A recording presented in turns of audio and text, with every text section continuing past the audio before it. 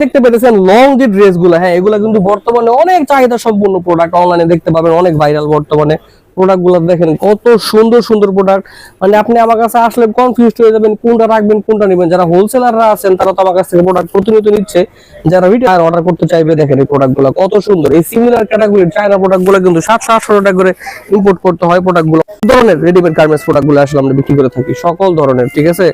দেশের বাইরে থেকে আমাদের কাছে কিন্তু প্রচুর অর্ডার আসে।